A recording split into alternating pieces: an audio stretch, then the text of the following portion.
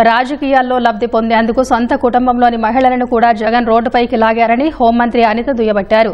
సాక్షి ఛానల్లో అమరావతిపై అనుచిత వ్యాఖ్యలు చేయడాన్ని ఆమె తీవ్రంగా తప్పుపట్టారు. అమరావతిపై అక్కసును జగన్ ఇలా వెళ్లగక్కడం దుర్మార్గమని ఖండించారు.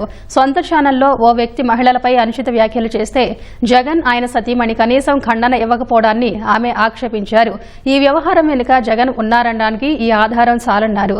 సాక్షి మీడియాలో అమరావతిపై చేసిన వ్యాఖ్యలను వైసీపీ నాయకులు కూడా హర్షించకూడదని అనిత అన్నారు.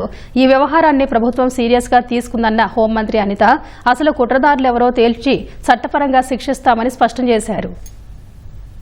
ఈరోజు సాక్షి పేపర్ ఎవరిదో మనందరికీ తెలుసు. సాక్షాత్తు ఎక్స్ సీఎం నా పులివెందుల ఎమ్మెల్యే జగన్మోహన్ రెడ్డి గారు వాళ్ళ భార్య భారతిరెడ్డి గారి అక్కడ కూర్చొని అమరావతి గురించి అలాంటి మాటలు మాట్లాడడం నాకు తెలిసి వైసీపీ వాళ్ళు కూడా హర్షించకూడదు. అమరావతి అంటేనే జగన్మోహన్ రెడ్డికి ఒక రకమైన అక్కసు. అమరావతి రైతుల మీద ఎంత దాష్టికానికి ఒడిగట్టారో మీరందరూ చూశారు.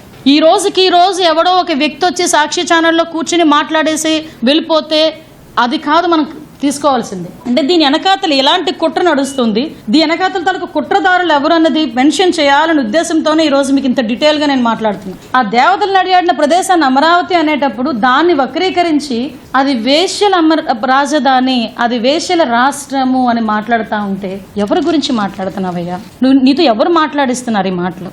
ఒక 15 డేస్కి ఒకసారి ఏదో ఛానల్ వచ్చే ఒక పేపర్కి, ఇంగ్లీష్ పేపర్కి సంబంధించి ఒక ఎడిటర్గా పనిచేస్తూ నోట్లోంచి అలాంటి పదాలు దొర్లుతున్నాయంటే ఇది కూడా సాక్షి టీవీ ఛానల్లో కూర్చొని 5,000, 7,000 రూపాయలు తీసుకొని మాట్లాడిస్తున్న మాటలా ఇవి? అసలు మన సంస్కృతిలోనే మహిళల గురించి గౌరవంగా ఉంటుంది. భరత మాత అంటామండి, తెలుగు తల్లి అంటామండి. అటువంటి భరత మాతని, తెలుగు తల్లిని కూడా ఈ రోజు నువ్వు ఏ రంగంలోకి దింపేసావో ఒక్కసారి ఆలోచిస్తున్నావా జగన్మోహన్ రెడ్డి? ఎస్, నేను జగన్మోహన్ రెడ్డి గురించే మాట్లాడతా. సాక్షి పేపర్ నీది, సాక్షి పేపర్ చీఫ్ మీ మిస్సెస్ భారతిరెడ్డి గారు.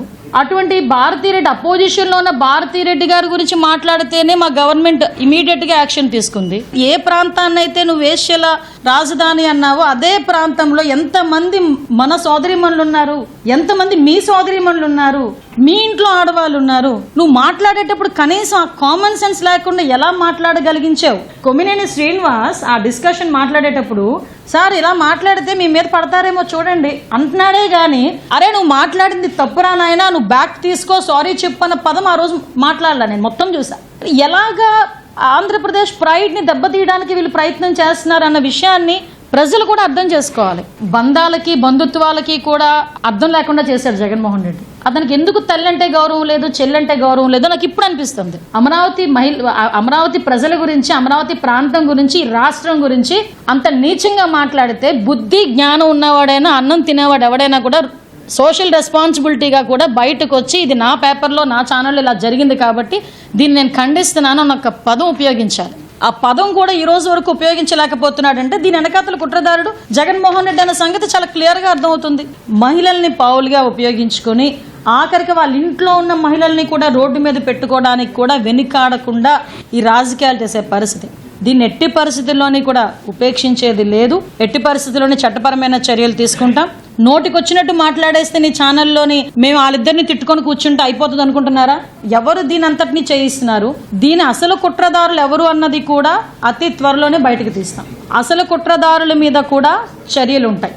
సాక్షి టీవీ మీద, సాక్షి ఛానల్ మీద కూడా చర్యలు తీసుకోమని ఇప్పటికే చాలా కంప్లైంట్స్ వచ్చినాయి. ఆ కంప్లైంట్స్ అన్ని ఆధారంగా కూడా చట్టపరంగా మేము ముందుకెళ్తాం.